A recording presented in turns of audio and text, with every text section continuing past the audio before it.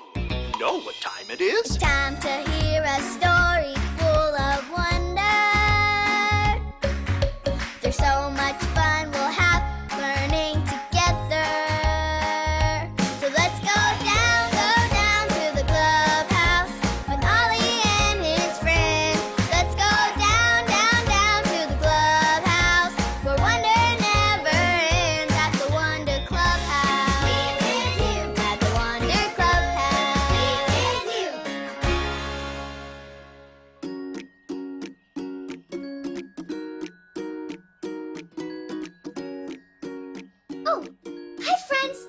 I'm Peyton, and my aunt gave me the coolest book about geology. Geology is a big word for learning about rocks. This book even came with a magnifying glass and some super fun rocks. This magnifying glass makes small things look really big. Whoa! Wow, look at this one. It's called pyrite, and it looks like gold. And look at this one. The book says it's a tiger eye. Look at these stripes. Yikes. I can almost imagine a tiger staring at us. Hoo! Hoo! It's Ollie! Hello, Peyton. Hoo! Hoo! Collecting fun rocks, are you? Oh, hi, Ollie. We're having so much fun learning about rocks with this book. Learning from books is good. It's true. We can learn even more from Jesus, too. Listen to this story. Just follow me through. Hoo! Hoo! Follow me through. Follow me through. Who? Ollie's got a Bible story for me and you.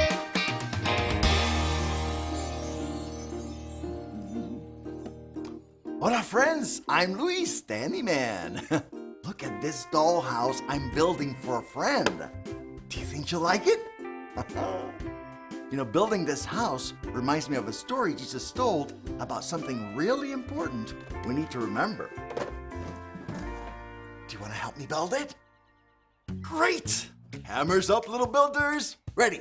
1, 2, 3, hammer! Great job, little helpers.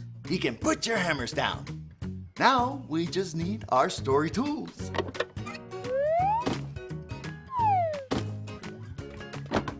Yep, we have everything we need. Okay, so like I said, Jesus told this story to teach us something very important. It's about 2 men who each decided to build a house.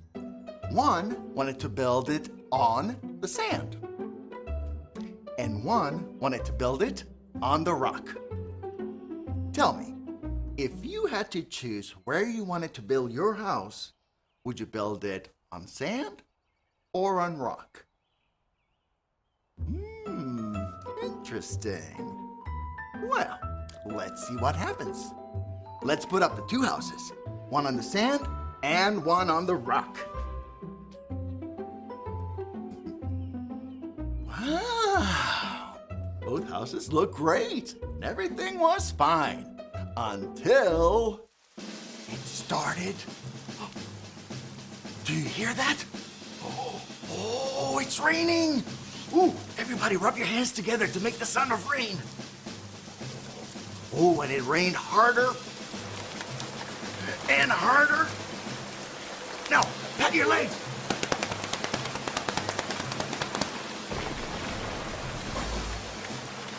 What happened to the house on the sand? It fell down. That's right. Oh, the water washed the sand away and the house fell down. But look at the house on the rock. It's still standing strong. The water couldn't wash the rock away. Jesus told this story because he wanted to teach us how to live and be strong like the house that was built on rock. We can live like Jesus when we love everyone like God loves us. And we can treat everyone like they are important to God. We can share and we can help everyone.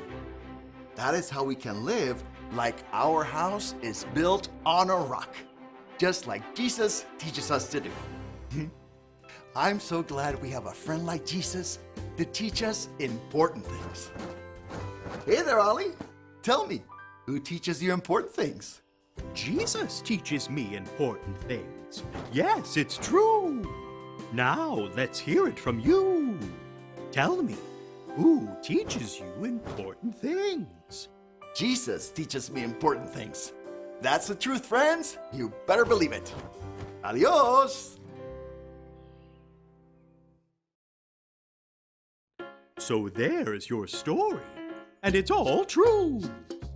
Jesus tells us how to live, so we can be strong in all we do. Thanks, Zoe! Goodbye to you. Ooh, ooh. Wow!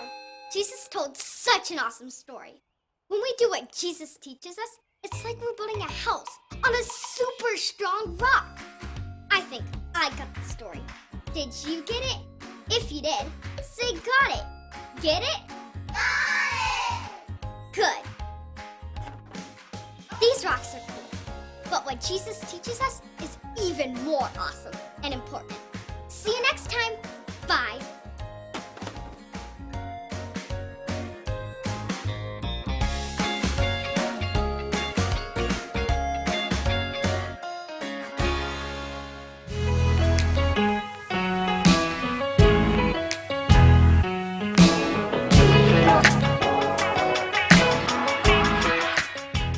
The crowds were amazed at his teaching. Matthew 7:28. The crowds were amazed at his teaching. Matthew 7:28.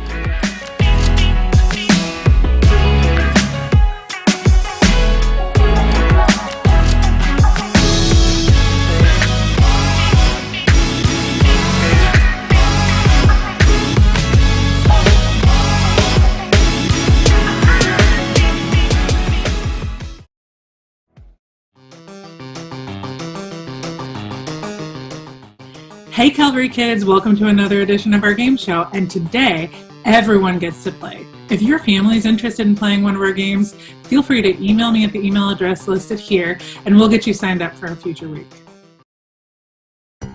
Ladies and gentlemen, welcome to another exciting game of Bigger Bible Books!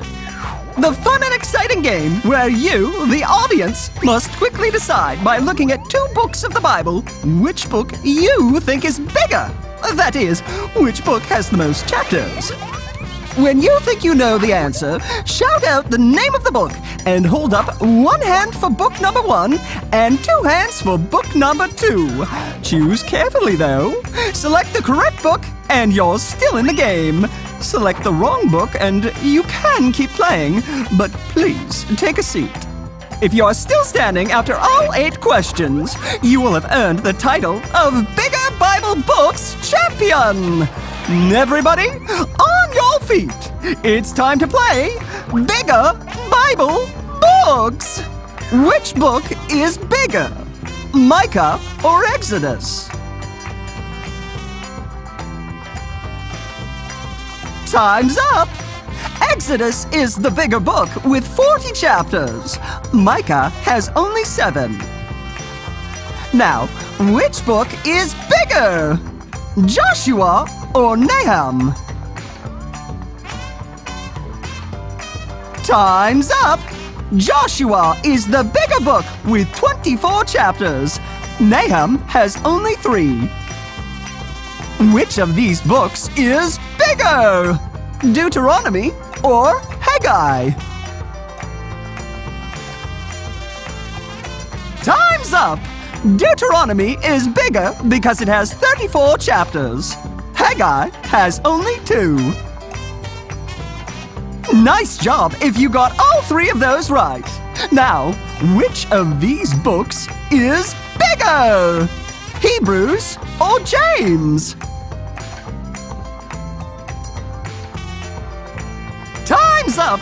Hebrews is the bigger book with 13 chapters. James has only 5. Ooh, these are getting a little trickier. Which of these books do you think is bigger? 1 Peter or 2 Peter? Time's up! 1 Peter is bigger because it has 5 chapters. 2 Peter has only 3. Ooh, excellent work if you're still standing. You really know your books of the Bible. Now, which of these books is bigger? Ecclesiastes or 1 Chronicles? Time's up! 1 Chronicles is the bigger book with 29 chapters. Ecclesiastes has only 12. Only 2 more questions to go. Which of these books is bigger? Ezekiel or Daniel?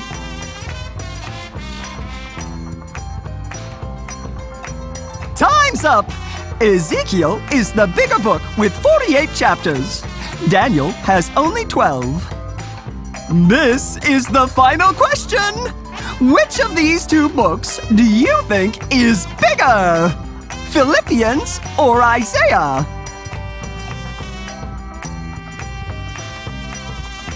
Time's up! Isaiah is bigger because it has 66 chapters. Philippians has only 4. Congratulations! If you got all 8 questions right, that is very impressive. You have earned the title of Bigger Bible Books Champion! Thanks for playing, everyone!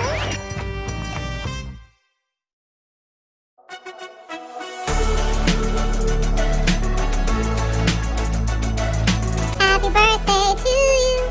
Happy birthday to you. Happy birthday, happy birthday. Happy birthday to you.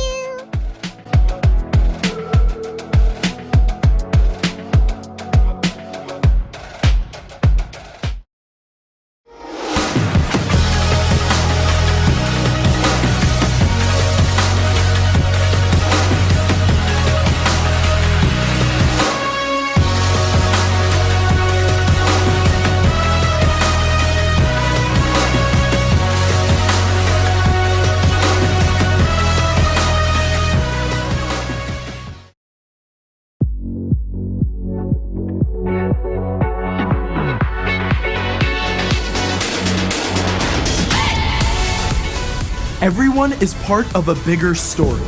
It's a bigger story than you can imagine. It's a big story about a really big God. Discover the story that shows you the character of God.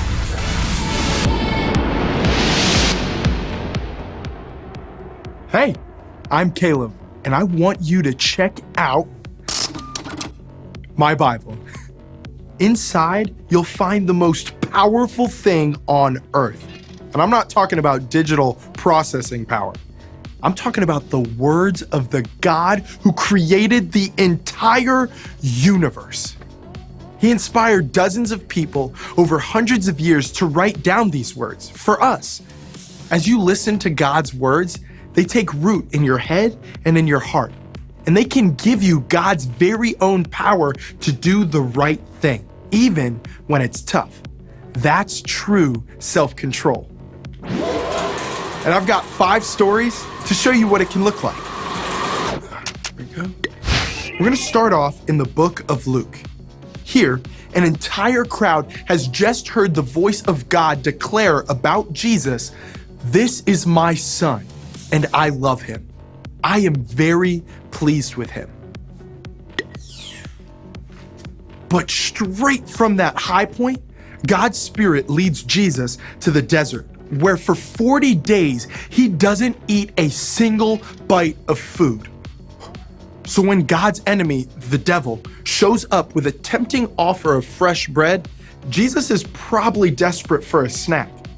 But instead of giving in, he turns to some powerful wisdom, something that we can use too.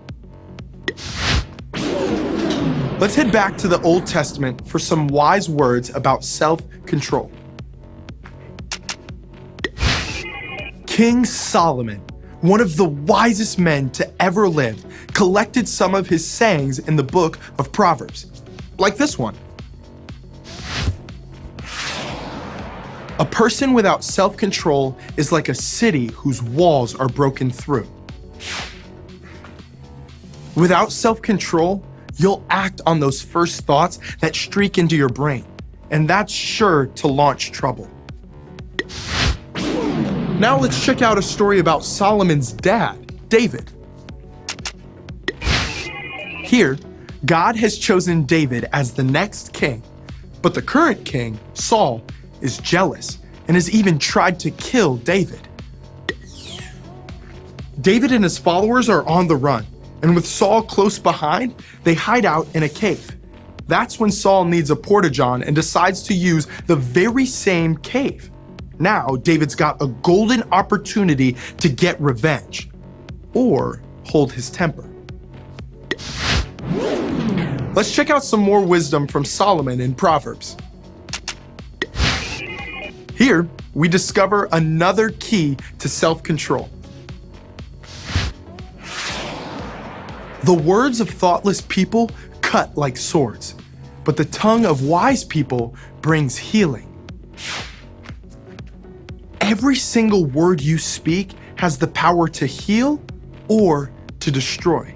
So controlling what comes out of your mouth couldn't be more important. Let's stay right here in the book of Proverbs as we wrap up. Solomon offers yet another amazing word picture. If you find honey, eat just enough. If you eat too much of it, you will throw up. Bottom line, too much of a good thing is not a good thing. Keeping a tight rein on what we say and do is tough, but with God's help, it is possible. That's true self-control. And I can't wait to see how it shows up in you and me.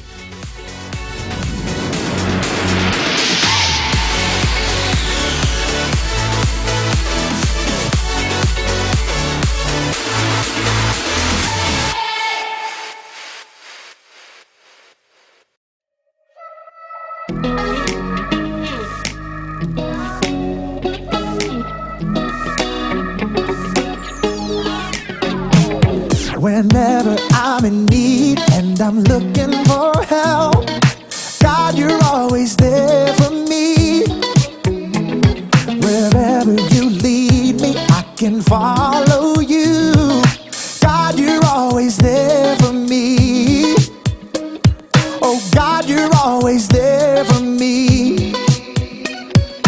Help me believe you know what's best for me. I feel it in my soul when you are in control. I got one life to live and I wanna live it your way. Oh yeah, I do what I should do when you help me choose. I got one life to live and I wanna live it your way. Oh yeah, I got one life to live and I wanna live it your way. Oh yeah, one life to live and I wanna live it your way. Whenever I'm lost and I don't know where to turn, God, you're always there for me.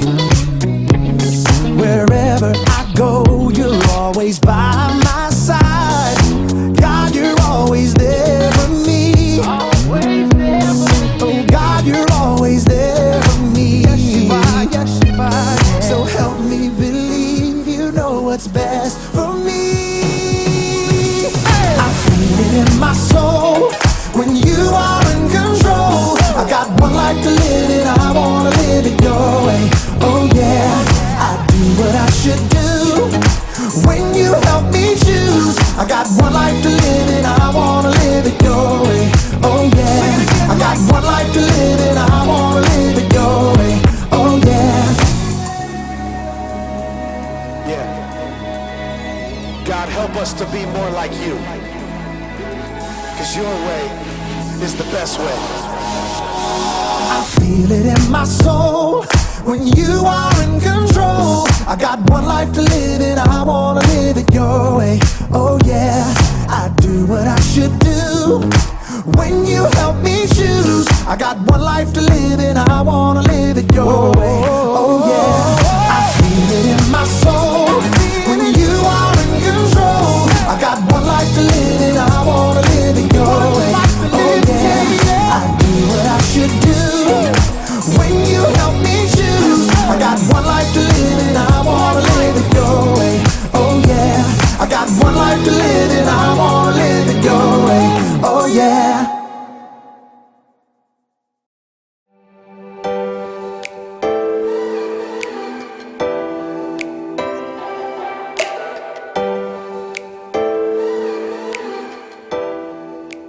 Pause. Hey guys, it's me, Jacob. Sorry, I was just watching an episode of The Metal Manian. 1 second, it's almost over. No, Metal Manian, don't go through that door. Oh, that's it? It's over? What will happen to the Metal Manian? Will he live to fight another day? Find out now on the next episode of The Metal Manian. I can watch it now, yes! I mean, I can't watch it right now because I have to, I get to talk to you about self-control. Self-control is choosing to do what you should, even when you don't want to. Sorry, I love that show. But I feel like every episode is a cliffhanger that just makes you want to watch another one and another one. You know how cliffhangers are. Or maybe you call them nail biters. But you can't watch TV all the time because you gotta find self-control in your life. Watch out, Metal Manian! Sorry, that was just a really cool part. Okay, I'm good now. No more binge watching. No more distractions. I am here for you. You have my complete and utter attention. I have to know. And no, but I must, but I can't.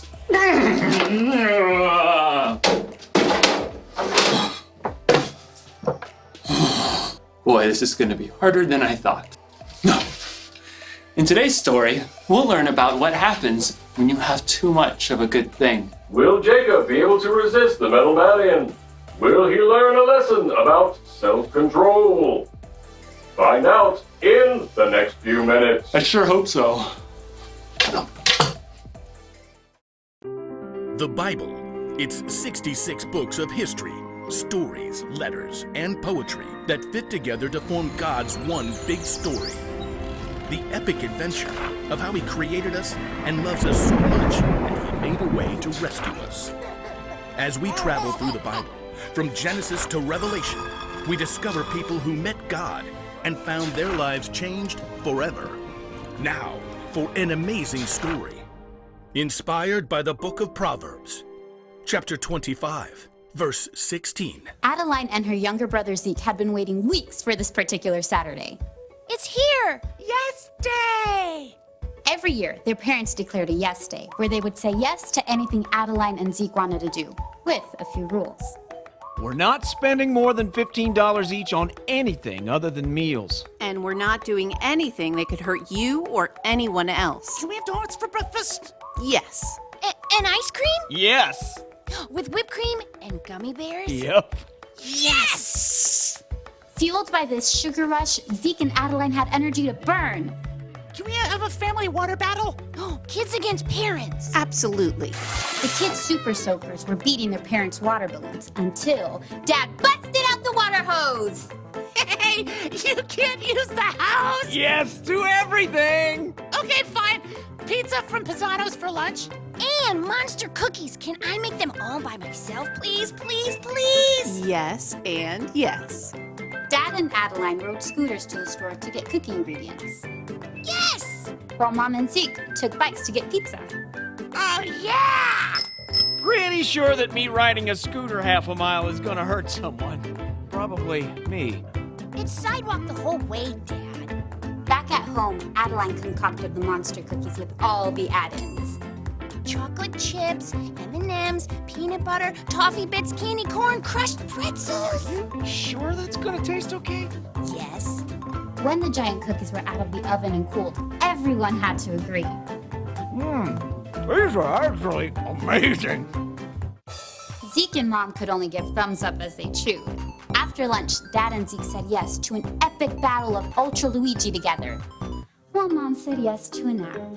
Adeline planned to say yes to a new episode of Super Chef Junior, but as she was leaving the kitchen, she paused and looked back at the plate of monster cookies. They did turn out awesome. It almost seemed as if those gooey cookies were calling her name. Adeline. Adeline. Well, it is yes day. Adeline grabbed another cookie for now, and one for while she watched Super Chef Junior. When Adeline finished her episode and the cookies, she passed through the kitchen to find Zeke and Dad.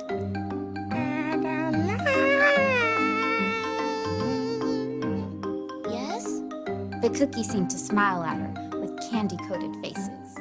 Well, yes, just one more. In the rec room, Dad and Zeke were still battling it out. Hey, sis, you want to play? Adeline wanted to say yes, but her stomach felt a little queasy, and the flashing screen made her head spin. I'll just sit this one out. Don't suppose you could bring us a couple of those incredible cookies? Sure. In the kitchen, Adeline put 2 giant cookies on a paper plate.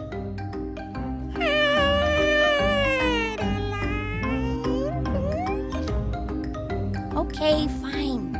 Even though her stomach didn't feel great, Adeline just couldn't resist that wonderful chewy cookie bite and candy crunch.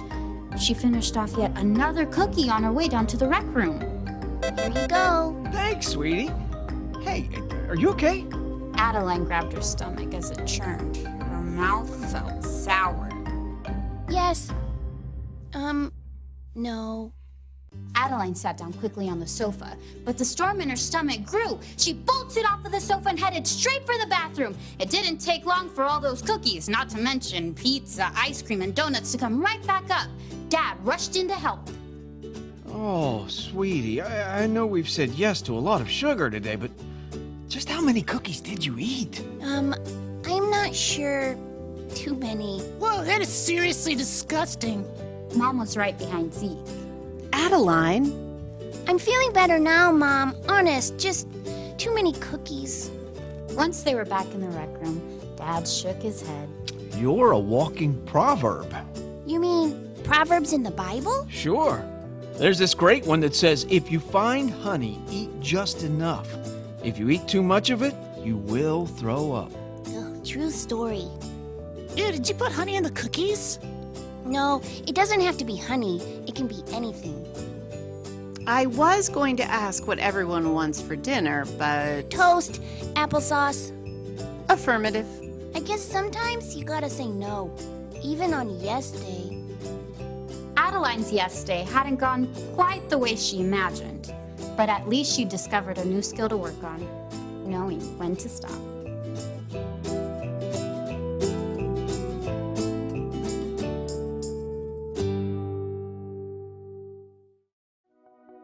Sometimes when it comes to self-control, you need a little help. That should do it. King Solomon wrote, "If you find honey, eat just enough. If you eat too much of it, you will throw up." You notice that Solomon didn't write that there was anything wrong with eating honey, but you can have too much of a good thing.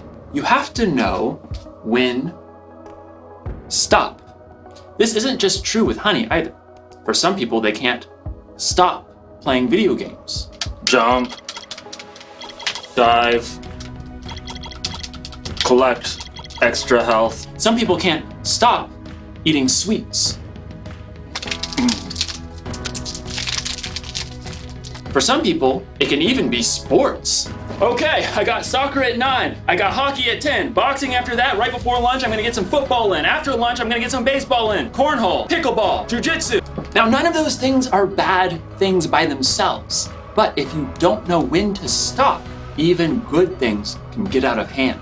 If you find yourself thinking about that something all the time, it could be a clue that you need to stop. If you find yourself sneaking behind somebody's back so you can just watch one more video or eat just one more cookie, you might need to stop. If you're not sure what that something is for you, ask someone you can trust to help you see it and maybe even help you stop. The one thing to remember today is this: know when to stop. This is a tough one, but remember, self-control is a fruit of the Spirit. The Holy Spirit will give you some help when you choose to follow Jesus. You don't have to experience these nail biters on your own. I'm still looking forward to watching more of my show. But I think I'll wait until tomorrow at the very least.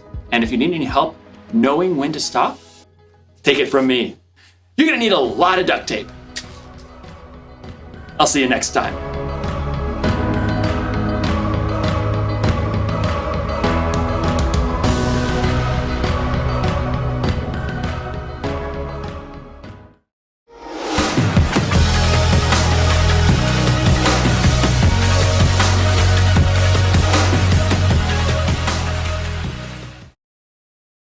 Sit, Zoe, sit.